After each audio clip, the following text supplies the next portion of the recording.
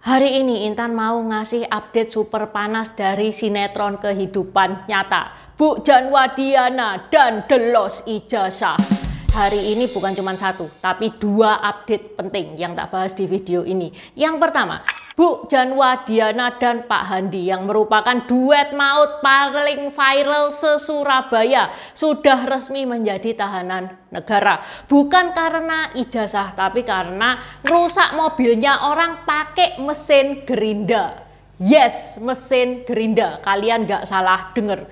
Nah lo, gaya hidupnya GTA banget ya kan? Update kedua ini nggak kalah plot twist. Jadi pada tanggal 15 Mei 2025 polisi melakukan penggeledahan ke kantor CV Santoso Sil. Dan boom, ditemukan ijazah mantan karyawan yang katanya nggak pernah disimpan sama Bu Diana. Jadi ini ijazah punya kaki, masuk-masuk sendiri ke dalam brankasnya Bu Diana. Oke, bagaimana kronologis lengkapnya? Dajiahao, wo jiao Intan, huanying lai dao wo de pintao Dynasty Xiaoxi.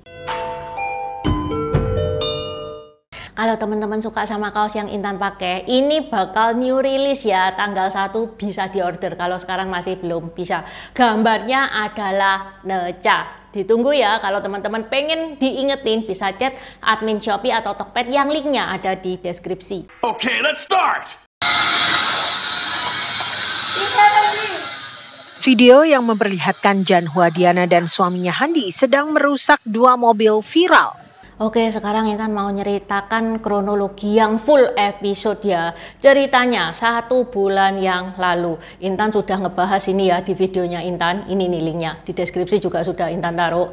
Bu Janwadiana itu viral gara-gara dia ngekip ijazah karyawannya. Dan ini langsung jadi trending topik se-Indonesia. Karena Bu Janwadiana keren banget. Dia berani bilang kalau Pak Armuji adalah penipu. Sama yang punya perusahaan dia? Iya. Hah? Sampean penipuan. Saya nggak kenal sampean ya, sorry ya. Nipu kamu itu, woi. Siapa saya? Tapi ya gitu, sampai sekarang meskipun ditekan sana sini nih ya, Bu Diana itu tetap ngotot bahwa dia tidak pernah menyimpan ijazah karyawannya. Kemudian pada tanggal 10 Mei muncul babak baru. Seorang kontraktor bernama Paul Stefanus. Dia melaporkan Bu Diana atas kasus pengerusakan mobil. Mulai nurunin alat, ada Bu Diana datang dengan suaminya ke lokasi. Mobilnya bukan digores pakai kunci motor, bukan dilempar batu, tapi digeleng pakai mesin gerinda. Nah lo, FYI ya guys ya, ini nih bentuknya gerinda itu kayak gini. Yang mana ini biasanya dipakai tukang untuk potong besi, bukan buat balas dendam pribadi. Jadi ceritanya Pak Paul ini awalnya di-hire sama Pak Handi dan Bu Diana untuk renovasi plafon di lantai 5 rumah mereka. Pada saat pengerjaannya itu sudah 80% mau kelar. Pas Pak Paul itu balik ambil scaffolding, dia itu dituduh nyuri. Sehingga mobilnya Pak Paul ini jadi sasaran amukannya Bu Diana dan Pak Handi. Katanya mobilnya itu dihancurin pakai mesin gerinda. Dan diduga pelakunya itu disuruh sama Pak Handi, suaminya Bu Diana. Mantap, Pak Handi itu suami siaga ngerusak mobil orang. Nggak cuman itu, menurut Pak Jemi itu pengacaranya Pak Paul ya. Pak Jemi itu bilang bahwa Pak Paul ini ditekan secara mental dan finansial, yang mana Pak Paul itu disuruh ngebalikin 50% dari nilai proyek, padahal proyek itu sudah hampir selesai. Nggak tahu ini proyek rumah atau proyek jebakan Batman. Kasus yang terjadi November tahun lalu ini sudah dilaporkan ke Unit Jatanras Polrestabes Surabaya 23 November. Namun hingga kini kasus tersebut tidak menunjukkan kemajuan.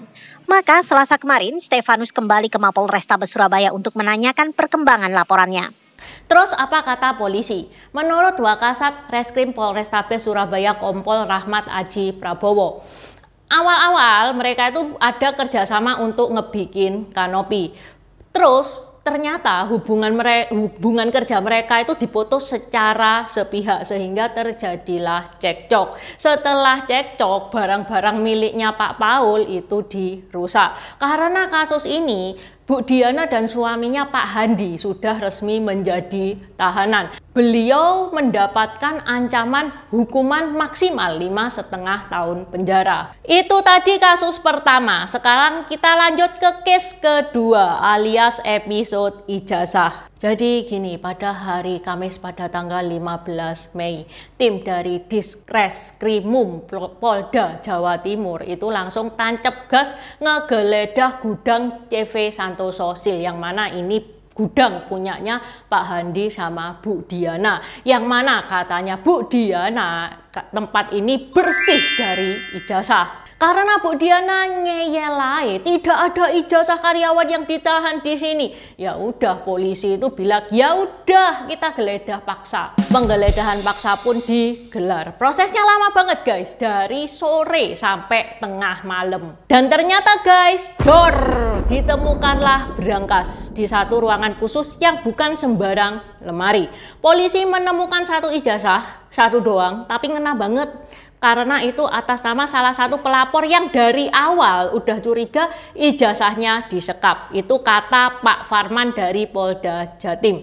Pak Farman bilang, dalam penggeledahan itu kami menemukan satu ijazah di dalam brankas kantor. Penyidik Polda Jatim menemukan sebuah ijazah mantan karyawan sempat ditahan pihak perusahaan CV Santoso Sil di dalam sebuah brankas saat melakukan penggeledahan di perusahaan milik Yan Hua Diana. Betul, kami temukan satu ijazah atas nama salah satu pelapor.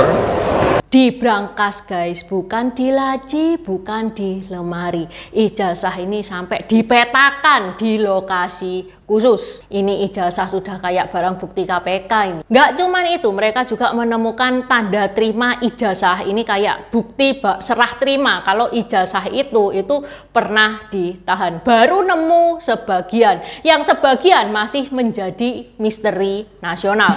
Pak Farman bilangnya kayak gitu. Dan soal mobil yang dipotong pakai alat gerinda itu ya wis on another level. Ini kalau FYP di TikTok captionnya bisa jadi salah sedikit gerinda bertindak atau kanopi gagal, emosi jadi proyek utama. Ya minimal dari kasus ini kita bisa membuka mata ya, ternyata di negara tercinta ini ijazah yang semestinya itu simbol pencapaian perjuangan bisa berubah fungsi jadi barang sitaan level drama kriminal. Ijazah yang didapat setelah bertahun-tahun berusaha dan belajar ternyata jadi bahan sitaan polisi, bukan bahan lamaran kerja.